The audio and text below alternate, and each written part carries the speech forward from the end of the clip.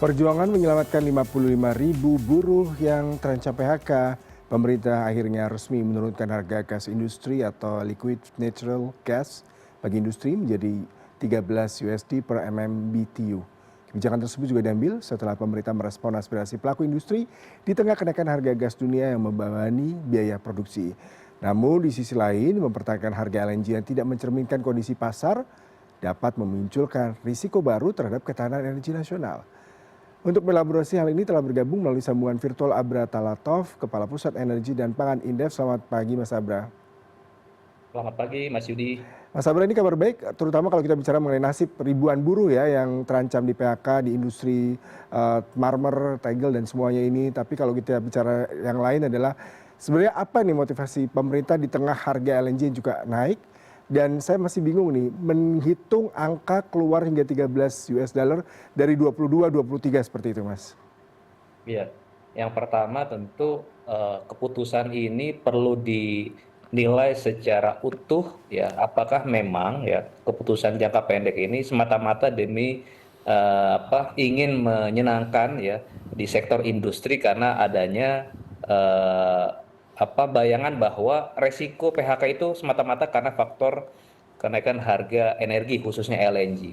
Karena seperti yang disampaikan oleh kelompok buruh pun ya salah satu oleh Pak Said Iqbal, sebetulnya ya yang menentukan biaya produksi di industri meningkat saat ini bukan hanya sisi energi tetapi juga ada faktor bahan baku yang lain ya, termasuk juga adanya pelemahan nilai tukar rupiah dan kemudian juga dari sisi industrinya apakah mereka memang saat ini berat untuk melakukan persaingan usaha dan sebagainya. Jadi saya melihat bahwa harga energi itu khususnya LNG bukan menjadi satu-satunya, dan bahkan juga dari sisi biaya atau persentase terhadap total biaya produksi itu juga masih bisa kita evaluasi secara objektif. Nah, kedua, tentu penurunan harga LNG ya dari 20 per MMBTU menjadi 13 artinya menurun hampir 50% gitu Mas. Ini kan penurunan yang sangat signifikan. Maka mestinya ya pergerakan harga jual LNG ke pelanggan itu pun ya, apalagi ini adalah produk non subsidi karena pemerintah di sisi lain sebetulnya juga sudah menyediakan ya gas pipa ya dengan harga yang sudah ditentukan HGBT, di mana di situ sudah dipatok. Nah, ini kan mestinya kenaikan atau penurunan harga LNG ini ditentukan dengan formulasi yang sudah ada. Artinya saya melihat bahwa mestinya intervensi yang dilakukan pemerintah pun yang mestinya bisa melihat secara utuh apakah ini nantinya akan beresiko terhadap ekosistem di dalam sektor gas nasional gitu Mas. Jadi bukan hanya di hilir tetapi juga dari hulu dan bahkan juga di midstreamnya sendiri. Nah, oleh karena itu saya melihat bahwa harus dikembalikan lagi kepada peraturan yang ada mengenai harga LNG di tingkat hilir itu sebetulnya dipengaruhi oleh faktor apa. Yang pertama tentunya tidak bisa kita pungkiri ya adanya faktor geopolitik dunia yang akhirnya di sejak bulan Maret kemarin telah meningkatkan harga minyak mentah dunia, itu juga sebetulnya punya andil juga terhadap kenaikan harga LNG karena ada implikasi lain, karena salah satu parameter yang menjadikan formulasi harga LNG itu adalah harga minyak mentah dunia. Kedua, juga kenapa harga LNG ini meningkat? Karena adanya penurunan produksi gas di hulu. Ya. Jadi dalam catatan saya Mas, di tahun 2025 lalu itu terjadi penurunan produksi gas bumi itu sekitar 16% di Ya. Indonesia. Nah, penurunan gas bumi yang turun itu harus dicarikan substitusinya, salah satunya adalah LNG. Nah, LNG sendiri kenapa harganya atau harga jualnya lebih mahal? Karena memang dalam operasionalnya itu mengalami dua kali tahapan lebih panjang. Kalau gas pipa konvensional itu hanya tiga tahapan, Mas, dari upstream, kemudian transmisi dan distribusi. Tetapi kalau LNG itu mengalami enam tahapan sehingga bisa sampai ke konsumen. Jadi dari sisi supply chain-nya pun lebih panjang, maka memang wajar jika harga jual LNG itu bisa lebih mahal dibandingkan dengan gas pipa konvensional. Yang berikutnya tadi juga, kenapa harga gas LNG di tingkat konsumen itu mahal? Karena memang harga gas beli di hulu pun ya dari produsen pun memang sudah mahal tadi karena kenaikan biaya produksi, kemudian juga adanya parameter minyak mentah ataupun ACP yang meningkat, dan jangan lupa pelemahan nilai tukar rupiah itu juga mempengaruhi harga LNG di tingkat hulu, dan pada akhirnya akan ditransmisikan di tingkat hilir. Jadi saya melihat bahwa semestinya pemerintah pun mungkin dalam jangka pendek ini, saya melihat sebagai kebijakan yang ya cukup populis ya, bisa meredam sementara ini adanya tuntutan dari sisi pelanggan. Tetapi tentu saya melihat ini tetap akan menyimpan risiko kalau misalnya harga jual di tingkat hilir itu ya tidak mengacu pada rule of thumb yang semestinya dijadikan pegangan oleh seluruh pihak gitu, Mas.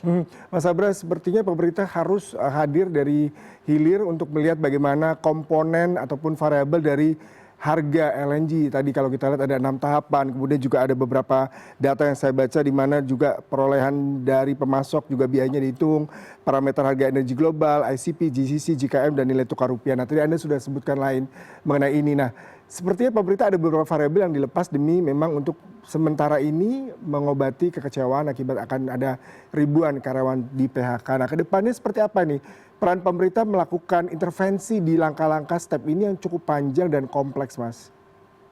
Ya, yang pertama saya melihat bahwa ke depannya pemerintah perlu melakukan evaluasi ya terhadap eh, tata kelola gas nasional termasuk LNG di dalamnya, bagaimana memang selama ini mekanisme penetapan harga beli, kemudian juga biaya distribusi, termasuk juga margin keuntungan yang diperoleh oleh masing-masing lini, ya termasuk juga di dalamnya ada formulasi harga itu perlu dievaluasi secara menyeluruh sehingga nanti kebijakan yang diambil adalah memang bisa win-win solution. Artinya semua pihak dari hulu sampai hilir mendapatkan manfaat yang seimbang gitu. Jadi tidak ada pihak yang merasa menjadi korban. Ini kan kalau kita baca ya secara cepat, pemaksaan penurunan harga LNG ini kan pada akhirnya akan ada pihak yang akan menanggung cost lebih banyak gitu. Iya. Mestinya kan burden sharing dari hulu sampai hilir. Jadi dievaluasi lah. Salah satunya regulasi yang jadi industri ini saya melihat adalah industri yang high regulated. Jadi pemerintah tuh sudah menetapkan dari hulu sampai hilir berapa maksimum biaya yang memang nantinya akan bisa diklaim ataupun diambil oleh masing-masing sektor gitu di Permen SDM nomor 58 salah satunya. Nah, artinya setelah ada evaluasi tadi, adanya transparansi mengenai berapa harga keekonomian, harga perolehan gas di tingkat hulu, kemudian margin yang didapatkan oleh masing-masing lini, kemudian juga biaya distribusi dan sebagainya. Nah, kira-kira nih kalau memang pemerintah tetap punya ekspektasi agar harga jualnya tetap terjangkau bagi industri, maka mau tidak mau pemerintah perlu mempertimbangkan memberikan adanya insentif. Artinya Mhm. insentif intervensi positif yang diberikan pemerintah itu bisa mengurangi cost. Nah, cost itulah yang mungkin saya pikir peranan pemerintah. Jadi tidak juga semua beban itu harus ditanggung oleh salah satu pihak. Nah, Mhm. sama halnya seperti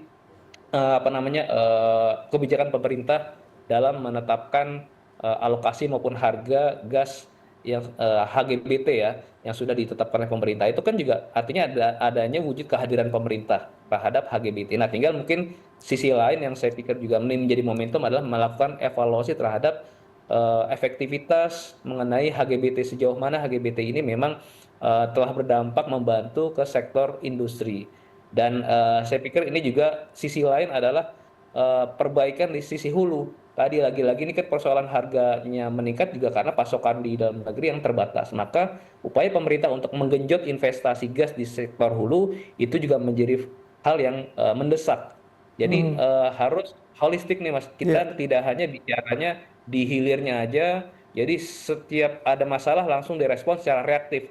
Makanya kita tidak ingin kebijakan ini diambil atau dilakukan secara reaktif, tapi betul-betul dilakukan secara struktural sehingga kita harapkan ke depannya ya dinamika ini tidak lagi terjadi ya, seluruh pihak tuh paham bahwa naik turunnya harga itu memang karena adanya faktor-faktor yang terjadi secara alamiah ya, ada mekanisme pasar yang terjadi karena kita bicara sekarang adalah harga produk non subsidi gitu. Mhm. Jadi Iya. saya pikir transparansi dan evaluasi menyeluruh ini menjadi hal yang mendesak yang mesti menjadi prioritas pemerintah dalam waktu dekat ini. Ya, saya tertarik dengan statement Anda terkait dengan produksi LNG dalam negeri yang memang di tahun 2026 ini turun 18% Mas di 327 BBTUD atau 18%-an, dan ini menunjukkan memang perlu adanya eksplorasi, perlu adanya peningkatan produktivitas dan pasti dibutuhkan investasi.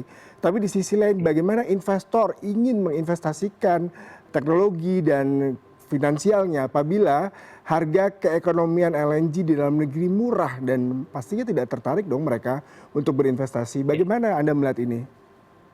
Ya, ya tentu makanya investor pasti kan akan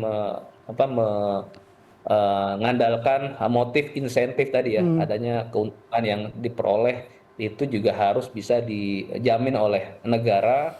Maka itu saya pikir dalam konteks penetapan mekanisme harga dari mulai hulu sampai hilir ya, kalau kita bicara produk non subsidi maka ya pemerintah mestinya tidak melakukan intervensi secara berlebihan.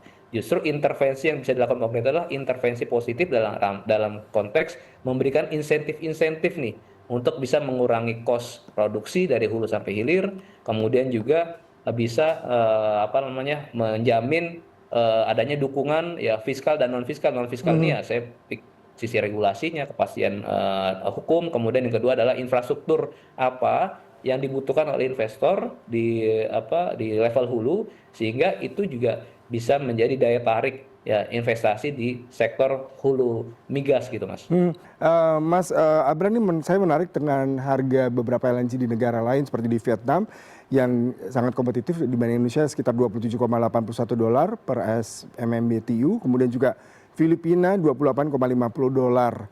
Nah, sebenarnya seperti apa sih skema mereka di sana ya? Kalau di sana kan sama aja, pasti tidak ada subsidi ya. Tapi di satu sisi mungkin juga bisa diterapkan Indonesia, bisa diadopsi sehingga win-win solution tetap terjaga nih Mas. Karena ada industri eksplorasi dan juga pengusaha gas yang membutuhkan juga adanya revenue. Di sisi lain juga pengusaha yang menggunakan gas ini untuk produktivitas kinerja mereka Mas. Iya, ya tentu kan cost structure ya biaya produksi yang alami oleh masing-masing negara ini kan tentunya sangat bergantung dengan karakteristik ya tantangan yang dihadapi oleh masing-masing negara. Nah, khususnya adalah masalah geografis. Jadi kan kita sebagai negara kepulauan itu juga sebetulnya menjadi salah satu challenge juga ya dalam kita melakukan penyaluran energi ke seluruh wilayah. Nah, kalau kita bicara LNG ini kan ada mekanisme transportasi ya. Di Hmm. mana di biaya transportasi itu tentunya nanti biayanya relatif kita akan lebih mahal dibandingkan negara-negara yang konteksnya adalah sepenuhnya daratan gitu ya Mas di wilayah ASEAN. Nah, itu juga menjadi salah satu faktor yang menyebabkan harga mereka mungkin relatif lebih kompetitif dibandingkan kita. Yang kedua juga ada faktor lain nih. Tadi saya katakan secara makro adalah nilai tukar rupiah ya ataupun nilai mata uang masing-masing negara itu juga menjadi faktor yang mempengaruhi tekanan biaya produksi. Semalam kan juga dalam preskon Ibu Mari Elka juga Ya. menyampaikan kan bahwa resiko tekanan rupiah ini akan juga bisa menekan kenaikan biaya energi termasuk juga kenaikan biaya produksi di industri. Jadi tidak semata-mata dipengaruhi dari sisi biaya investasi di hulu migas ataupun dipengaruhi adanya kenaikan margin keuntungan yang dinikmati oleh masing-masing sektor, tetapi saya pikir faktor yang non HPP itu untuk bahan baku energi itu saya pikir juga menjadi variabel yang juga mempengaruhi kenaikan harga jual di level konsumen Mas. Baik, Mas Abrat, kita sudah mendapatkan poinnya memang pembenahan sektor industri gas ini perlu secara holistik, di mana tidak sekedar melihat dari hulu, hilir, tapi juga bagaimana nilai ekonomian dari suatu produk. Karena tadi ada 6 langkah yang harus ditempuh oleh para pengusaha untuk bisa menghadirkan LNG yang bisa siap dikonsumsi. Tapi di sisi lain juga sisi kemanusiaan juga harus tetap dipertimbangkan bagi karyawan yang Ya, terancam terkena PHK akibat melonjaknya harga LNG. Terima kasih untuk perbincangannya pagi hari ini Mas, salam sehat selalu. terima kasih Mas Budi.